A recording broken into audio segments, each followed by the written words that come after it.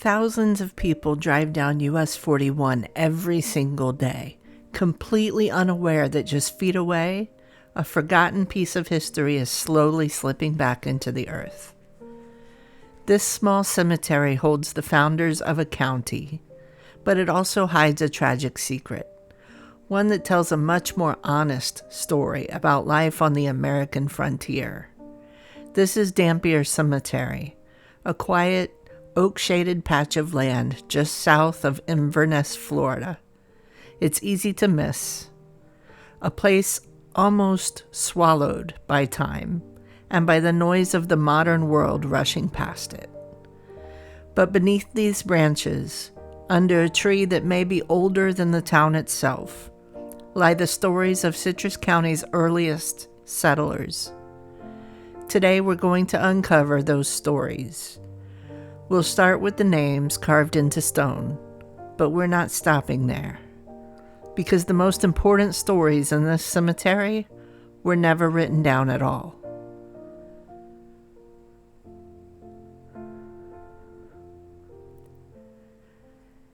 To understand this place, you have to understand the world it came from.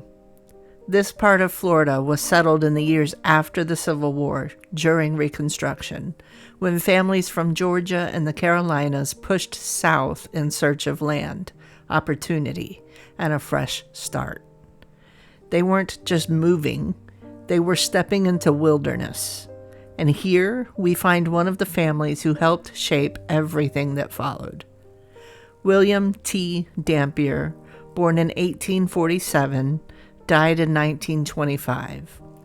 A Confederate veteran, a citrus grower, a church elder. His life stretched from raw frontier to organized county. But if William was the root, his son was the one who built the town. Francis Marion Dampier, Sr., 1859 to 1949. His story is the story of Inverness. With his brother-in-law, Uncle Alf Tompkins, he helped lay out the original town, then called Tompkinsville. He built the area's first sawmill, the first hotel, and the first home made of sawn lumber. In a place where everything once felt temporary, he built permanence. He opened stores, supported the phosphate mines, and served his community in just about every role imaginable. Treasurer, tax collector, mayor, councilman, even police chief. And then there's the story that feels almost too bold to be true. When the county seat still sat in Lecanto, Dampier and his allies decided it belonged in Inverness instead. So while a lawyer traveled to Tampa to try and stop them, they simply loaded the county records onto wagons and moved them. By the time the paperwork caught up, the decision had already been made. That's how things were done here. Not slowly, not carefully, but boldly. But that's the version of history we usually hear, isn't it? The builders, the founders, the success stories. To find the real story, you have to step away from the monuments. As you move toward the edges of this cemetery, the markers change. They get smaller, simpler, more weathered. Some lean, some break, some are barely holding on. Here lie the other families, the Schofields, the Deweys, the Spivies, the Zellners. Their names aren't on buildings, but their lives were just as essential. Because life on the Florida frontier wasn't just about opportunity, it was about survival. There was no modern medicine, no safety net, no guarantees. A fever could take you. An infection could take you. A bad season could take everything.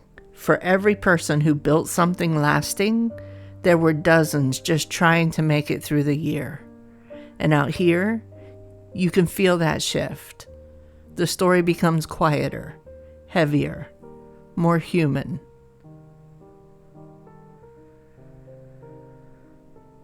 And then you start to notice something else, something that isn't written in stone at all.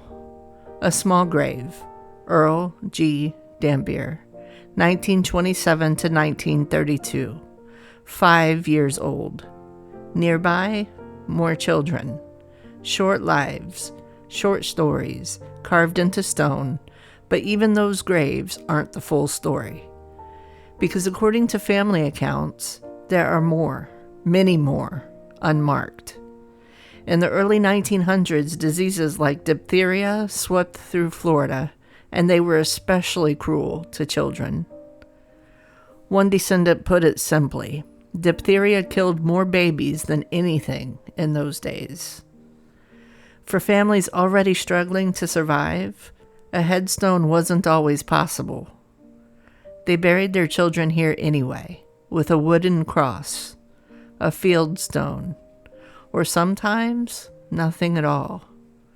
And over time, those markers disappeared, which means that today, you aren't just walking through a cemetery. You're walking over stories that were never recorded. But that's only part of it. Because according to a 1991 newspaper account, this wasn't just a family cemetery. For years, the city used this land without permission to bury the unknown dead. People found near the railroad tracks, travelers, laborers, the forgotten. No names, no dates, no markers. Just a place in the ground and silence.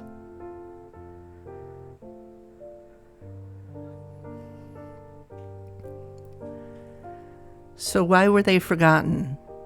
Some were lost to poverty, some to disease, some to circumstance, and some simply because no one was left to remember them. History has a way of focusing on the people who built things, the ones who leave behind records, titles, and monuments. But places like this remind us that history belongs to everyone. Not just the names we recognize, but the ones we don't. The children, the workers, the travelers, the ones who passed through quietly and left no record behind. In 1991, something changed.